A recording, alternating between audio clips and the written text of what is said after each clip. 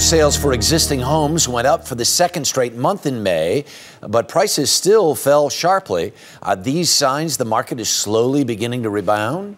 Here with some advice is MoneyWatch.com editor-at-large Jill Schlesinger. Good morning. Good morning. So the National Association of Realtors announced that in May, existing home sales rose second month in a row.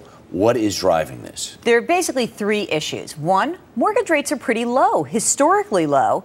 Two, the government has offered a first-time home buyer's credit.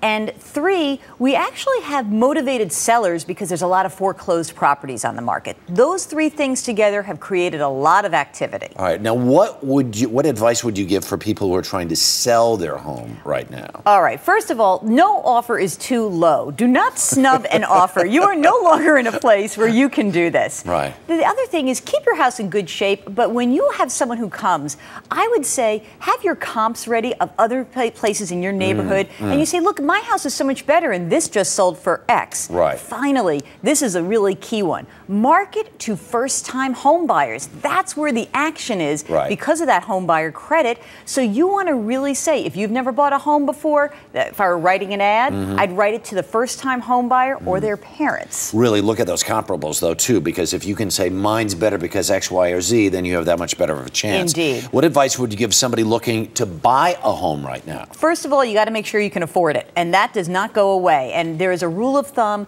If you look at your income, your household income, 28% of your gross income is what you can afford to pay. No more. All the day of stretching to buy, get rid of it. If you're going into the 30s, you're starting to lie to yourself. Exactly. Just don't even do it. So you want to get pre-qualified, and you want to make sure that owning makes sense for you, because for some people, renting is still a good deal, and you don't have to reach to buy. Buying is not the American dream. And it isn't going to. This market is not going to change overnight. Finally, very quickly, what advice would you give somebody looking to refi right now? Because it's kind of messy. It is messy. Get all of your ducks in a row. Get lots of offers, and don't be surprised if the appraisal for your current property is really low, because they're erring on the low side. But Jill, still a good time to get going. Jill, as always, thanks so much.